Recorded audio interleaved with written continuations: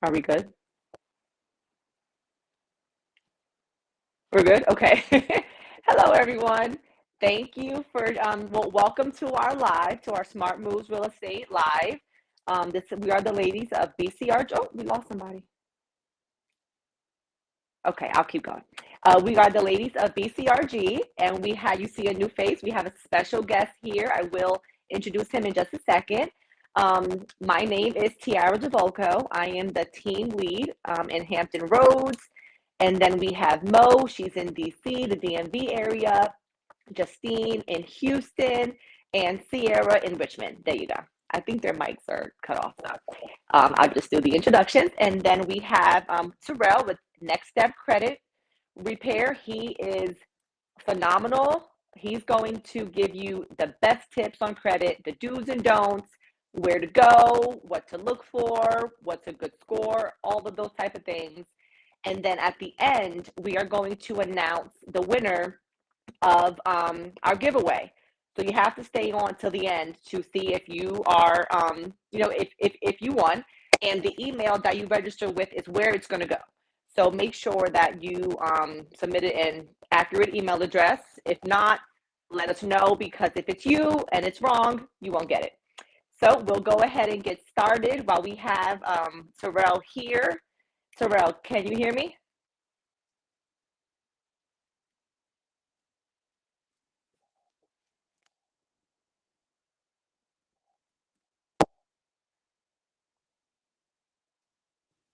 Can you guys hear me now? Nah, yes. Okay. I Yes, wasn't sure if I was muted or unmuted. Said the host was muted. All right, so I'll get right into it. So for the world who doesn't know me, Tiara does, but thank you, ladies of BRG, for having me on your Real Estate 101, your Smart Moves live. My name is Terrell. I own Next Step Credit Repair here in Virginia Beach. I opened up Next Step Credit Repair about 3 years ago, back in January of 2020. And I've been able to help about 604 people. At the end of this week, 608 people buy homes. So fix their credit, take it from bad all the way to great, and help them move into that one big goal of home ownership. I know everybody on this live and everybody in the world are at different places with their credit, and that's okay. I want to start off with just basic credit information, and then we'll get into some good stuff as we kind of go through this. All right. So I just want to start off by just figuring out for everybody out there, what is credit exactly?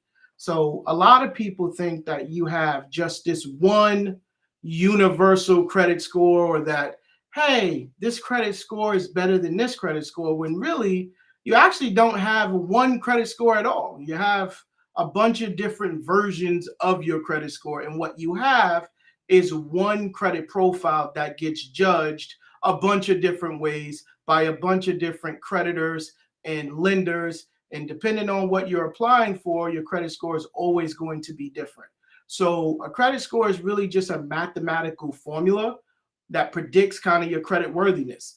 Most credit scores are going to run anywhere between 300 and 850 when you're talking about FICO. But when you're talking about regular like Vantage credit scores, those run anywhere between 300 and 900. You can see them as high as that.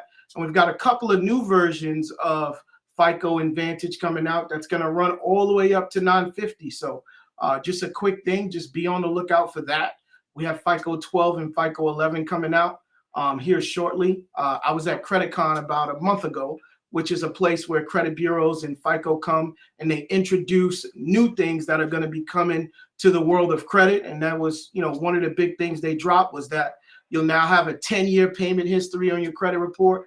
And they'll have two new versions that people can use to predict your credit worthiness. So obviously, the higher the credit score is, the better your chances are of getting a loan, and kind of the lower your credit score is, the lower, the chances of getting a loan. So I always like to talk about what's not credit. And one of the big things that I see out in the world is adding things to your credit that help boost your score, quote unquote. Right. And one of the biggest commercials in the world right now is Experian Boost. Most of us have the Experian app on our phone, or we look at it in some way, form, or fashion, or we check their website and they introduce this thing to help you improve your credit score. But what most people don't know is that the Experian Boost is actually not credit. any lender or a financial person that judges your credit removes anything off of your credit that's self-reported. So before they give you a score, right, they'll remove anything that's self-reported. So like if you report your utility bills, if you report your rent, if you report any type of like Netflix accounts, or you report like daily expenses, anything that Experian can give you extra points for, when you go to apply for any type of loan, they remove that stuff. And that's a lot of times where you'll see a score difference from lender to lender, and they won't show it. Whereas on an app, it'll have a different score for you. So utility bills, phone bills, Netflix accounts, Experian Boost, self-reporting your rent, those things are actually not credit. So just to be clear. And your credit report is really just a record of your past borrowing power, and it gives a lender kind of the capabilities to know whether you are lendable in the future, right? So lenders or financial people always use your past behavior to determine your future behavior. That's why it's important to always pay bills on time, keep your credit card balances low, that sort of thing. All right. Credit affects most people in a variety of ways. For everybody who's not self-employed or 1099, kind of going through corporate America, right? If you want to move up in there, they're going to do background checks on you. And if your credit is not in order, it's going to be highly unlikely you're going to be able to increase your position or your salary, because you are not, in their eyes, somebody that they can grow their company or their business with, because you're not responsible. How can I make you responsible for 100 people if you can't even be responsible with paying back $111 to T-Mobile every month, right? So, when they do those background checks, generally the people who get those biggest jobs are the people who have their finances in order, and credit is one of the biggest things that you'll find in corporate America that affects you. What most people also don't know is credit affects your health insurance, life insurance, and your car insurance. Anything that accepts your social security number, whether they run a soft pull or whether they run a hard pull, that affects your rates. I want to say about 6 months ago, insurance companies did a big spike in rates where they went up on a lot of people's insurance. And most people didn't understand why, right? Cars were still the same, coverages were still the same, nothing changed.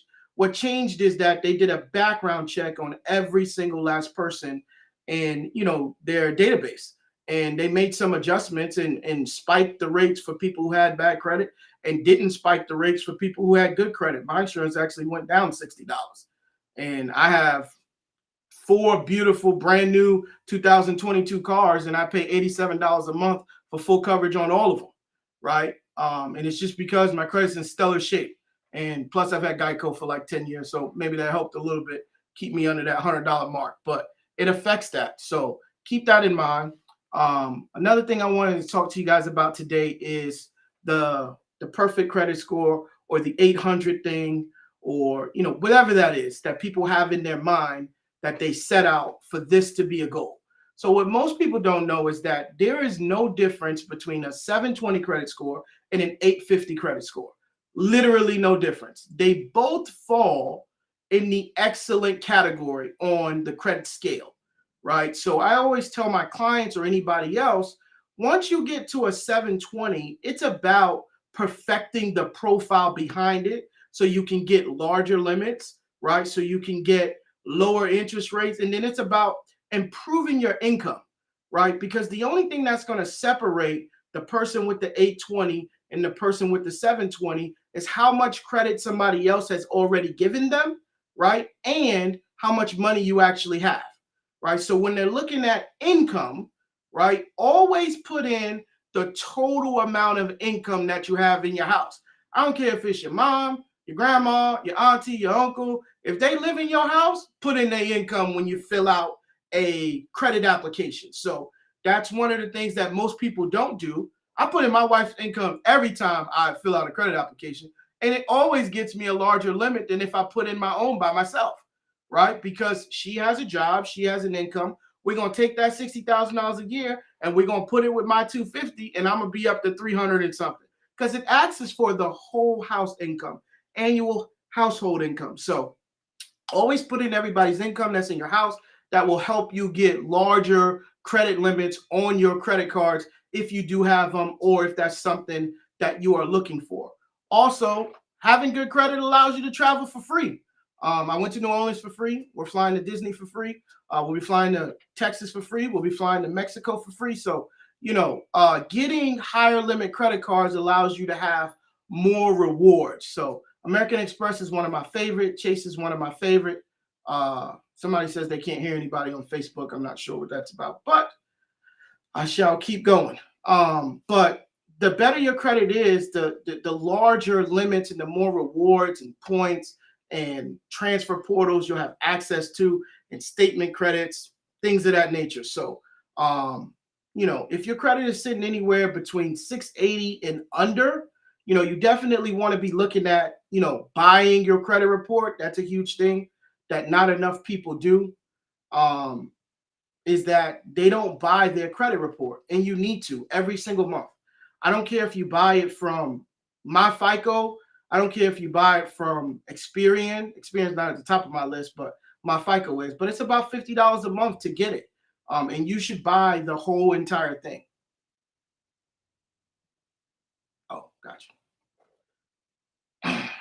And then I want to talk about, just the credit pie. Oh, somebody had a question. I'll stop. Yes, I did. You were talking about the traveling and all that. It made me think of something that I've heard. I heard another credit guru say, like, she doesn't use her debit card. She uses her credit card for everything and then pays it off. Like, she uses her credit card as her debit card, essentially. And that's how she, just got her credit right and then racked up all those points. And that's how she's able to, travel for free and all of the things that come with that. Is that something that you do or have heard of, or is that right? That's correct. I don't have a debit card. I haven't had one since 2019. I don't have a bank account either. I haven't had one since 2019. So I'm a high yield savings kind of guy. So I like interest. I don't like putting my money in places that don't pay me, right? So I use an American Express high yield savings. I also use an index universal life insurance policy. I have 11 of those. So I put my money in places that it's going to grow. With the bank, every $250,000 that you put in there, you get 1/2 cent. 1/2 cent. Good job. You really changed your money by putting all your money in a bank that most of them only insure up to 250,000, right? Up to is the key word, right? So sometimes they don't insure it all the way up to that. So for me, I just put it in different places. I closed out my bank account. I actually went to a conference in DC where I heard that from a guy, and that was back in 2017. And I've been, credit cards ever since. Just because there's no benefit or there's no reward, Tierra, out of using your debit card. Tell me what's the benefit, and I'll show you a lot. Right? If you take $15,000 to the bank today, right now, right? And there's a nice video of Soldier Boy on YouTube. He took like $150,000 to the bank, and then he couldn't get it out 5 minutes later. They wouldn't give it to him. You know why? They spent the money. Literally in 5 minutes, all of it. You want to know what they spent it on? Life insurance policies. They put it all in the life insurance policies. Bank of America puts $1.3 billion a day into it.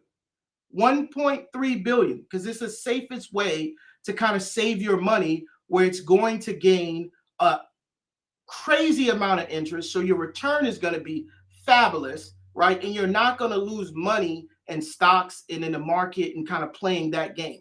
So she's right, where you should be using your credit cards as your everything. She's also wrong, and everybody can't do it. This ain't meant for everybody. This is meant for people who are financially disciplined, right? Because you have to have a lot of cash flow coming in order to achieve what she's trying to achieve, right? You can't do it on $300 credit cards, right? It's not enough, right? So you would need to have, I have $2.8 million in credit cards. So, you would have to have at least 60,000, I would say, to kind of make what works, what she's saying work out. So I always say, start small, find a bill every month that you can put on your credit card. Once you get comfortable with that bill and you get comfortable with that whole bill coming out of your bank account whenever it's due, if you're going to have a bank account or high yield savings, whatever you decide, right? Then move on to another bill, right? And then move on to another bill. But you got to understand, you can't choose both debit and credit. You just have to choose one or the other. So stay in your lane, whatever lane you decide to stay in is what, I would say to that statement. But yeah, you can absolutely grow your credit enough to where you can, travel for free, where you can do a lot of free stuff. And it's just about the transfer portals that you own and the type of credit cards that you get. You got to have high yield limit credit cards. And if you don't, that stuff is just not going to work, right? So I don't believe it's for everybody. I believe it's for people who are financially stable, financially able, and for people who grow into that. But you should not be using your debit card. You should be using your credit card for everything. Funny quick story, and then I'm going to move on. Somebody spent $3,000 on my Navy Federal credit card yesterday. I don't know when it happened. I have no idea, right? Navy Federal gave me all my $3,000 back and sent me a new card and gave me a digital card all in 38 seconds, right? If that was a debit transaction, they would have investigated for 7 days and got back with me in 2 weeks and said, oh, well, we decided it was you. I took a flight on American Airlines and I got stuck in Dallas for 4 days. And American Airlines didn't want to refund anybody their money. I called Navy Federal. I told them what happened. They gave me back my ticket plus extra for the flight being canceled, right? So those are just some of the protections that you have under credit that you just don't have under debit. Hope that answers your question. And then some. So I want to talk about these credit-like components and how your credit algorithm or mathematical problem kind of works. And if you're here, you might want to write this down. But your payment history is the biggest part of your credit profile, okay? So it's 192.5 points of your overall credit score. So the way you pay your bills back is 192.5 points of your overall credit score, okay? And then you're going to have your debt ratio. On some apps, you'll see it say credit utilization, the amount of credit that you're using versus the amount of limits that you have. That number, most people consider it to be 30% in the world, right? It shouldn't be over 3%. No, you can ask your questions, Mo. If you got a question, unmute, ask it. But those points are equivalent to 162.5 points. I think you got to ask to be unmuted by the host.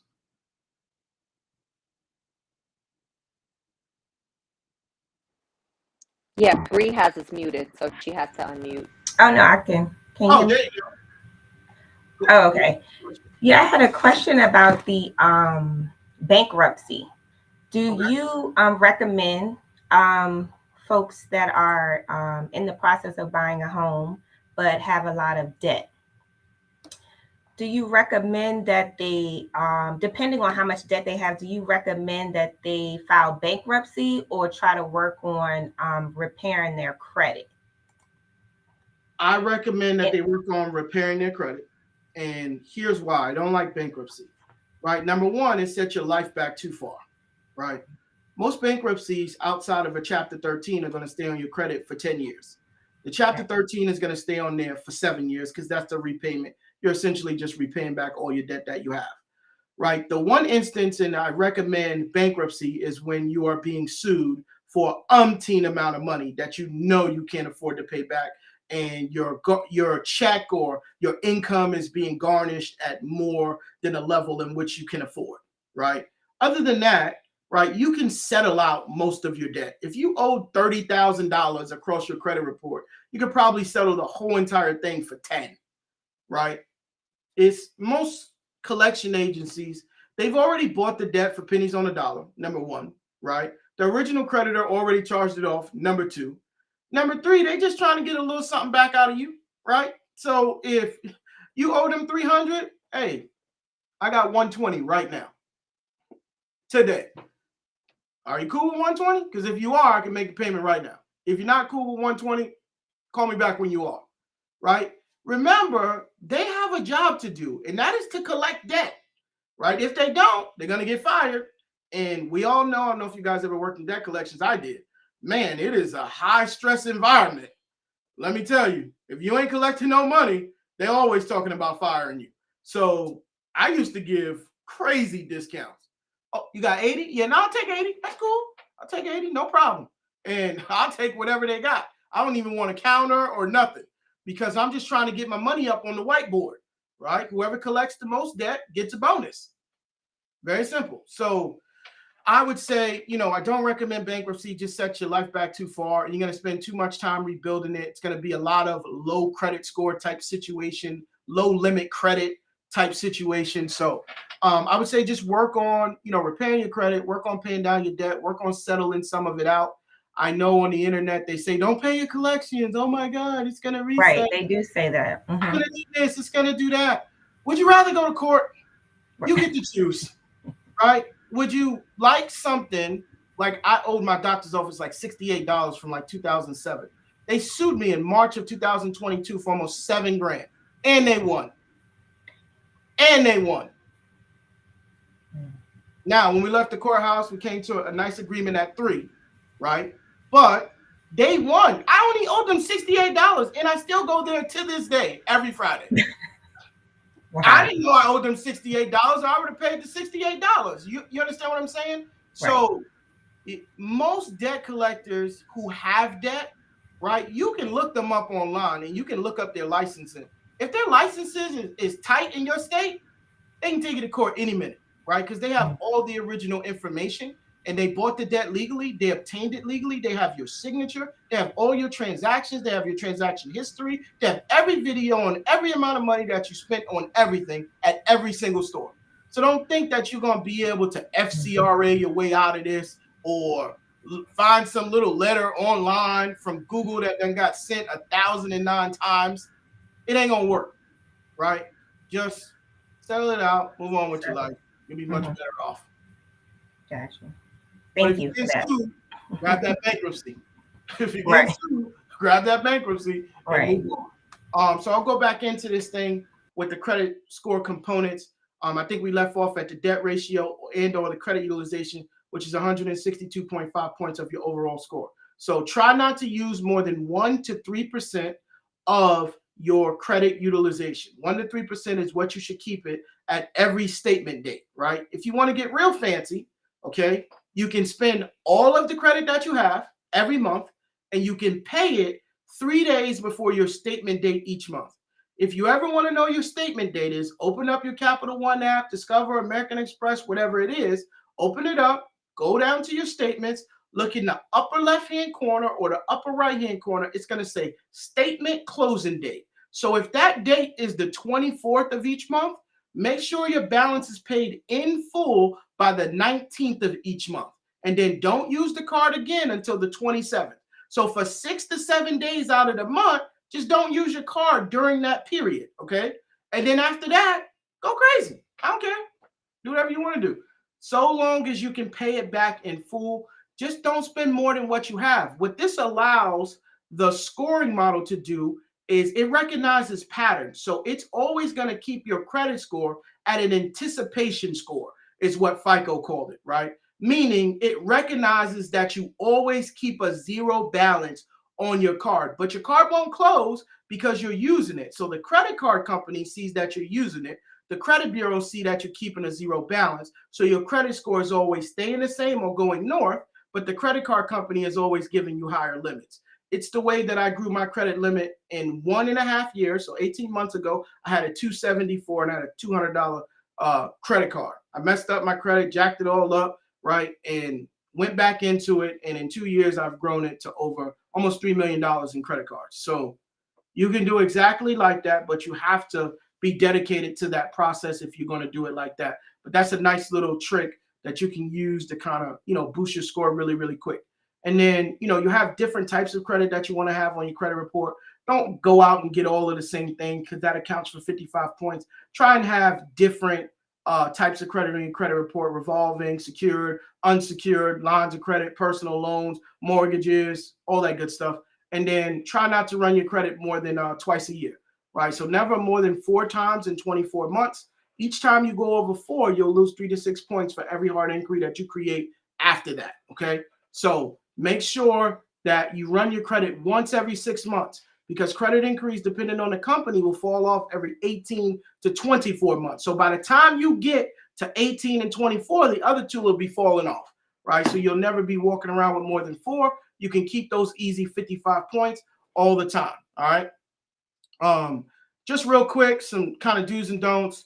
Don't close out your old credit cards. If you have it and you don't like using it, just don't use it. Let the company do it. If you close it out early, it is going to hurt your credit score. If you pay off your car early, it's going to hurt your credit score. If you pay off your house early, it's going to hurt your credit score, right? Because the account type, right, is anticipating a certain amount of months on your credit report, right? It's made up of data points. So when you go close that out and it's expecting 72 payments and it gets 71 and it says account closed by consumer, credit score is going in the toilet.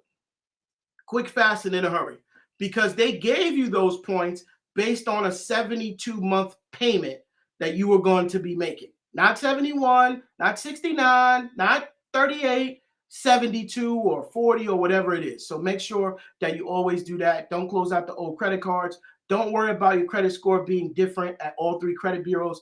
That's because relationships. Creditors have to pay to report to the credit bureaus. That's why they're a billion-dollar industry. Not every creditor wants to pay the credit bureaus to report something on your credit report. So it's important that when you go and you obtain credit, you ask them, do you report to all 3 of the major credit bureaus? If they say yes, you're all good to go. If they say no, we only report to 1 or 2, that's not a card or a financial obligation that you want to make to that company, because it's going to mess up your credit algorithm, okay? And then you're going to find yourself having different scores with different credit bureaus.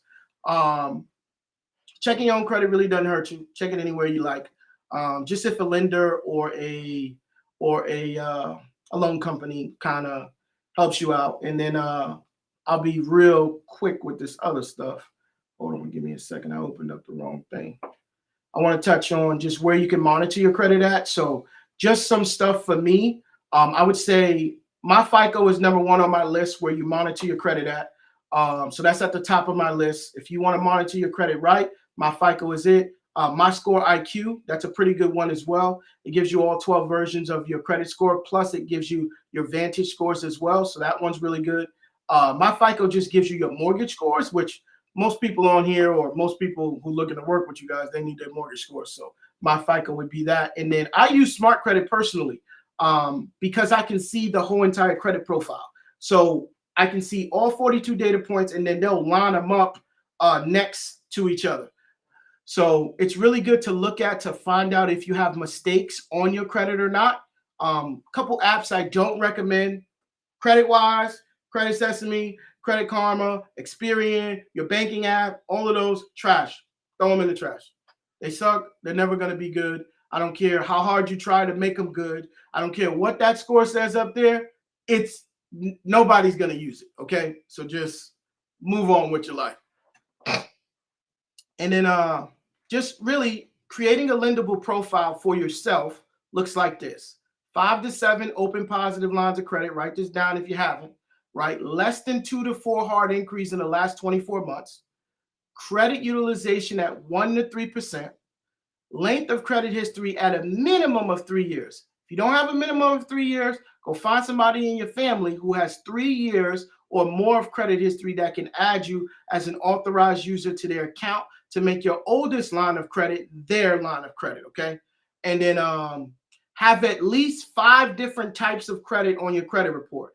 In Virginia and in Washington, D.C., you can take out a $500 personal loan. That's the minimum, right? That'll keep your payments at like $14 a month or something like that. So get a personal loan. You can have a secured credit card. You can have an unsecured credit card. You can have a line of credit, and then you can have a revolving line of credit. So those things, or you can have an auto loan, or you can have a mortgage, right? So there are different options. But if you want to take the 55 easy points into your score, right, have some different types of credit on your report. Make sure whenever you're viewing it, it has 100% on-time payment history. Because remember earlier we talked about 192.5 points. So if we take that away from 850, that means the maximum amount of score that you'll be able to achieve is a 660, right? Which on any scale is considered fair credit. It's not even considered good credit. It's actually closer to the 620 bad credit than what it is to the 720 excellent credit.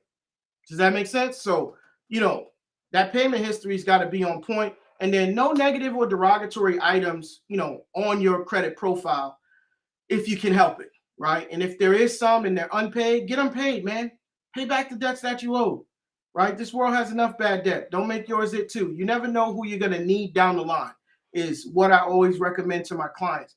Just because I or anybody else remove something off of your credit report, or even yourself, it does not absolve you from your legal obligation to pay it back, okay? The reason why Navy Federal does not accept people after bankruptcy is because they still owe them money. Just because they removed it off of your credit report and filed it off in the bankruptcy don't mean that they took it out of their system. Nah, big dog, I still want my money. You owe me $15,000. So I want my money back. So they don't give accounts after you file bankruptcy with their debts on it. So you just want to, try and make sure that you just kind of paying back, the people that you owe if you can stand it. If you can't stand it and you can't afford it, well, then I tell my clients, you can't give what you don't have. That's it. Can't give what you don't have, but you can't go back to Capital One. Sorry. You're going to have to find somebody else to give you a credit card. And then just some easy ways to build credit for our teenagers, 18, 19, 20, right? You can literally take their credit profile from 0 to 800 in 22 days, right? 22 days is all you need. There are some credit building accounts out there that I recommend. One of them is Kickoff. Kickoff is an online credit building store, right? That will give you a $2,500 and or $5,000 line of credit. Place it on your credit report for $20 a month in savings. So what your lender will see is a $5,000 line of credit or $2,500, whichever one you choose, right, on your credit report. And we're like, okay, she doing all right. Okay, sis, I see you. They don't see nothing except the line. It has a zero balance on it. They're going to take $20 or $50 or whatever out of your bank account every month and put it into a savings for you for 12 months. At the end of the 12 months, just withdraw your $360 or your $600 and whatever dollars out of it, and they'll put it right back in your bank account, but you'll still have the line. If you want to get real fancy, they got a second one you can get for $10 a month that'll give you an extra $1,000. So now you got $6,000 of available credit on your credit report. That's just one, right? You can add on another one. Most of us have heard of Self. I do Self personally every single year for my kids. I save $1,500 a year for each one of my kids. I have 2 accounts with them, and I do the $1,500 a year one. I take the $1,500 at the end of the year and I put it into the Roth IRAs for both of them, right? And we're having another baby, and I just started the $50 a week for him, right? So this is the way you can easily save money without saving money. You can spend all your money, and they can save it for you if you like. But Self Lender has a couple of different plans. They have one as low as $520, one as big as $1,500. We could just take the low one and say now you have $6,520 on your credit report. They'll take out $25 a month out of your bank account and put it into a savings at the end of it. Just put it back into your bank account and start another one. You can go over and over and over and over again. You can also refer people to you, refer people to them, and they'll pay you $15 per referral. Just keep in mind, you want to make some extra money on the side. Just saying. And then also there's Covo Credit, who can give you $2,000 for $10 a month. And there's also Credit Strong, who'll give you $10,000 for $150 a month. This goes really good into what other lenders see and what they will give you. So if you got $16,000, $17,000 worth of available credit on your credit report, and then you go apply for the Capital One card, right? They're probably going to give you a $10,000 credit limit right out the gate. As an 18-year-old, I did it for my sister. She turned 18, probably like a year ago. She has 5 beautiful credit cards and already $60,000 in available credit. She's 18. Literally, she's 18. So, you can build it really, really fast. We started with all the builder accounts, got her a small Capital One card. They gave her 10 bands right out the gate. 6 months later, we applied the 6-month rule, right? We did 4 American Expresses at the same time. If you have really good credit, pull up 4 browsers at the same time. Go on American Express. Go on American Express's website, right? Enter all your information in and press submit all at the same time, okay? And you can get 4 credit cards with 1 hard inquiry. Just saying. So if your credit's really good, right, and you want to play that game, you can. And then because they pull the same way, right, you can get 4. Go back in and then go to the Delta website and get you an American Express Delta card, and they'll use the same credit report that they use from the other 4. So you can really get 5 if you like. Just saying. That's how I got my 4 at the same time. But that's just some good stuff for you. For all my disputing people out there, this is the last thing I'm going to say, and I'm going to get out you guys' here. But I'm going to stay for the whole thing because I probably have some questions too. Please don't dispute online. Please don't dispute through Experian. Please don't dispute through Credit Karma. If you are going to make a dispute on your credit report, just do it in writing, right? Do it in writing, okay? When you do it online, you give up something called your consumer protection rights.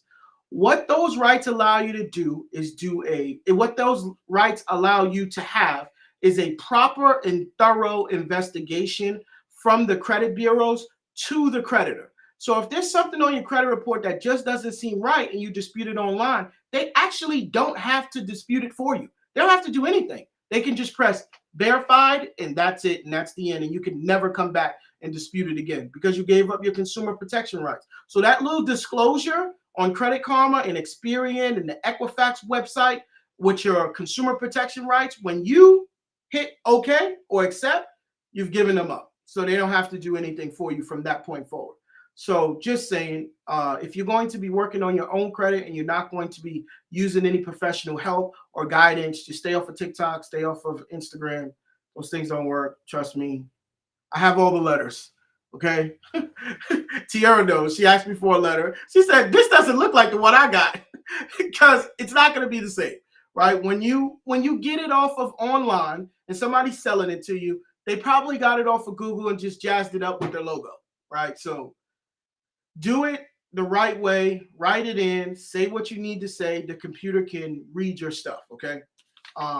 That's about it for me, my people.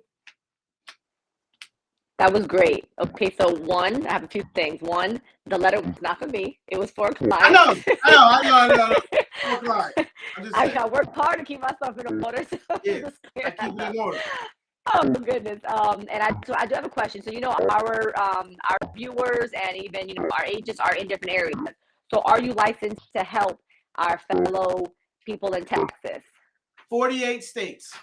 48 states. And Texas is one of them. Texas is one of them. I don't do any business in Georgia or California. Don't talk to me. I ain't trying to do it. I don't want that type of life.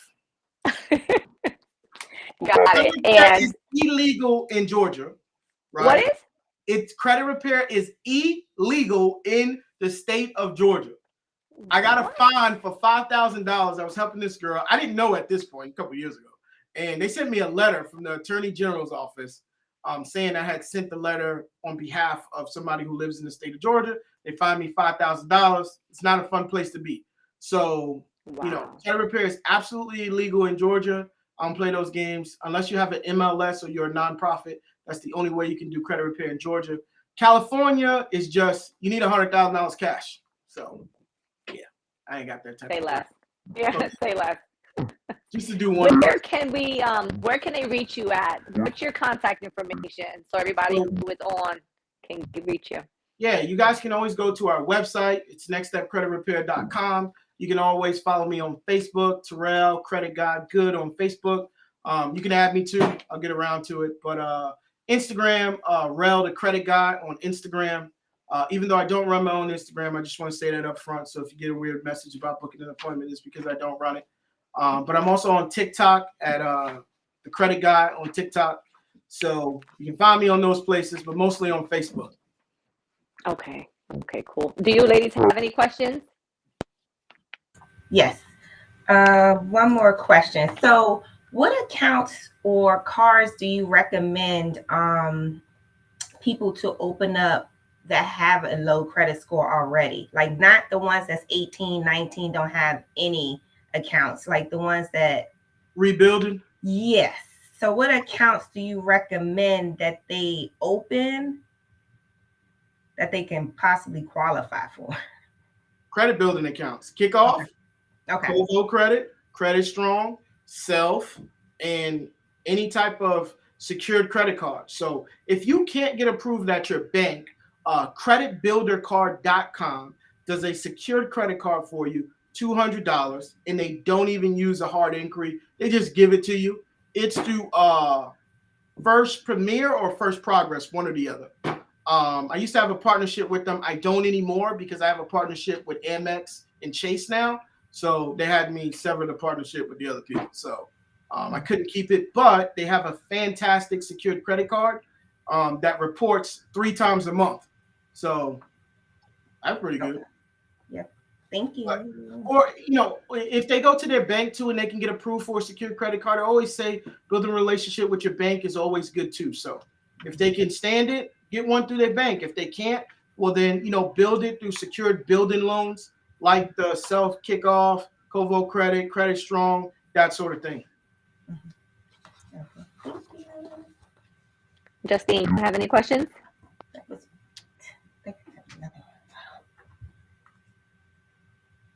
You're muted.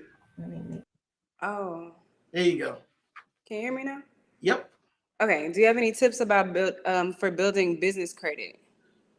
Yes, I used to do business credit and business funding. Used to. I stopped like 6 months ago. I didn't love it. But so structure is really important when we're talking about business credit and business funding for people who have businesses, right? Make sure you're not in a high risk industry like credit repair, like real estate, like home improvement. If you are in some type of industry like that, don't name your company Next Step Credit Repair. Valuable lesson I learned. Don't name it anything financial. Don't name it anything involving capital, right? It's going to be very difficult for you to obtain business credit and business funding because they mark you in a high risk industry. So try and come up with something unique. Try and come up with something that doesn't involve a financial name, and you'll get a lot of funding for your business. Also, make sure you have a professional email. Don't be rolling around like Terrell@gmail.com. Right? Put info at BrodieCapitalGroup.com or, just that, right? So make sure that's rocking and rolling. Make sure all your social medias are up for your business and are getting posted on daily, right? Business funding companies do check that to see if you're an active company. So that's another huge thing. Make sure you have a business phone number that's not your cell phone number. When they call it or when they research it, it may very well pop up as Verizon cell phone number. Can't have that. Got to pop up as your business name, right? So make sure that the phone number that you're getting, you get a good one. I use call8.com. It's KALL, the number 8.com. They give you a business phone number, an 800, or you can have a regular area code. The 800 one is $5. The regular area code one is $10 a month. It has text messages, it gets links, it gets PIN numbers, everything. You put it right on your phone and you can forward it to your phone. So now when somebody calls, right, and they'll even record a voice message for you. Excuse me, but I have a lady on my voicemail that's definitely not me or nobody who works here, right? But when business funding people call it to just get forward directly to your voicemail, they hear that and they go, man, Next Step Credit Repair got to be a real company, man, right? But that's what you want. And then, get a virtual address at somewhere like Regis or Gather or something like that, where, you have some type of office situation, at least an office address. And then also list your business with 411. I know it's kind of old school, but when they go doing the research and funding, they're going to search 411 to see if you're listed. It's free to list your business up there. Grab yourself a My Google Business page if you haven't. Just set it up so that it's up, right? Grab yourself a Yelp page, set it up so that it's up. Don't nobody got to leave nothing up there. It just has to be working. Again, this is a part of your business identity. So structure is number one, and then just doing some of those things. And then number two, when you're building it, you can build it while you're working on your own credit, because you can do something called Net 7 accounts. net 30 accounts, net 60, and net 90 accounts. What these accounts basically do is allow you to order something from them and then pay it back 7 days, 30 days, 60 days, or 90 days, and then they'll report it to your business credit profile, right? But if your credit's already good, right, you can do something called a PG, a personal guarantor or a personal guarantee to your business. I do all my cards like that. I do not let my business stand on its own 2 feet. I do personal guarantees because I get higher limits, right? We just got a BMW M7, $190,000, right? If I was going to do it in my business, my pay is going to be $2,200 a month. I PG'd it, $957. There you go, right? So if you think about, the difference in, when your business stands on its own or when you guarantee it, if you have good credit, that would be another thing, that I would say is, you can start PGing some of those business credit cards, some really good ones. Chase has a really good business credit card selection. American Express, obviously, they have a really good business credit card selection. Wells Fargo has a really good business credit card selection. So does Bank of America. I highly recommend you have at least 3 business accounts with different banks. So I'm just saying, that would be something that I would highly recommend as far as business funding. And then just maintaining it and looking at it. Go on nav.com, that's nav.com. Sign yourself up with a $40 account. It'll monitor all 4 of your major business credit profiles. That's Small Business Experian, that's DMB, which is Duns and Bradstreet. And then that is Small Business FICO and Small Business Equifax, right? So that would be something that you can do. And then also Credit Strong has a business side too, that you can build your business credit with those guys through another savings, like I talked about with building your own personal credit. So that's another really, really good one. I know that was a lot, but. No, that was a lot of great information. Thank you. I don't want to go after you. Who cares what I have to say after all of what you just said? It was fabulous. I mean, we're almost out of we're almost at our time. So I mean, we can just keep with what we're doing, keep with this conversation. I'm sorry, y'all. No, this was great. We've been getting on ourselves, so to have an expert come in is great. Credit has a lot too many plot twists and turns, and there's a lot going on. Yeah. I feel like whenever I go do something, I need you with me. I'm gonna go get the car. I need you to come with me. Just let me know. I'm gonna rock and roll. Car dealerships. When you go car shopping, make sure that you check your credit before and ask them where they're pulling your credit from, so you can get a copy of your report first and you can give it to them, right? So that way they can tell you what lender is going to approve you and what lender is going to turn you down. So they don't have to put you through their automated system. So when a car company puts you through their automated approval system, it's eOscar, so it's automated. So every creditor that they have in the system, they send off a credit application to automatically. And you'll see inquiries start popping up all over your credit report. You're still getting approval or denial letters 2 months later after you've already bought your car, right? And there's 50 or 60 hard inquiries on your credit report. And they say, well, it only counts as 1. Really, big dog? Nah, it doesn't, right? To another car dealership, it counts as 1. To another creditor, it counts as however many it is. So if you went to another car dealership, they would only count that as 1, right? If you went to Capital One to get a credit card, they would say that you had too many inquiries in the last 12 months, even though you only ran it with the 1 car dealership. So you want to make sure that you always ask what type of credit report they're pulling and where they're pulling it from. So they'll say, hey, we're pulling an Experian car score, or we're pulling a Vantage score, we're pulling a FICO car score, or whatever, right? And you can go on, My FICO or My Score IQ or Smart Credit, whatever you decide to use, and pull that up and show them, hey, listen, I got a 748. Where do you think I'm going to have the best approval at? Because BMW wanted to run me through run me through BMW Finance. Appreciate it, big dog. We ain't doing that. He's like, I'm just trying to get you the best rate. I don't need the best rate. No, thank you. I don't need the best rate. I'm good. BMW Finance has the best rate. It's through JP Morgan Chase. They have the best rate. You're not going to find a better rate than the bank.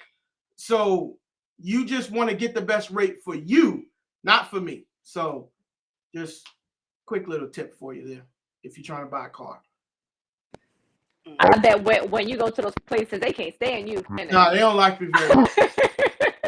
Because you go in and you know what you're talking about, and they can't just tell you anything. So that's great. That's the importance of education, whether it's with credit, real estate, whatever it is. Knowing, so when you walk in, you can't be, bamboozled by whatever they're trying to tell you. That's excellent, and it makes sense because they will, like I had my first car when I was like 18, 19, and I mean I didn't think about it then, but now that you're saying it, it's bringing me back. They do run it through all those different places, and they tell you, So yeah, that does make sense. Wow, and it could be a lot on your credit. Wow. Okay. Well, we can go ahead and wrap up. If do you ladies have anything else, or I don't want to rush anybody. No. No, that was a lot. Yeah, that was some good information. A lot of good information. Yes, and please feel free to connect with him outside. I mean, everybody, y'all, the people who are listening, follow him on all platforms. Connect with him.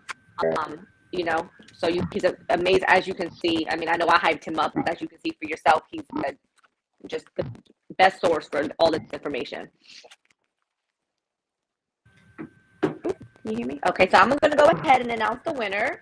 I hope she's still in here. The winner for our giveaway, I don't want to forget, it is Brodie Boyd. So, Brodie, if you are still here, yes, congrats. Congratulations. If you are still here, be on the lookout for an email from us. So we will email you just to verify that it's you and that that's the correct email. We don't want to send it to the wrong person. So answer back to the email, and then we'll send it to you. So it's Brodie Boyd. And yeah, this was really, really good. I definitely enjoy having somebody else, come on. And speak credit is something that we're asked about all the time. And I don't know about y'all, but I stay in my lane.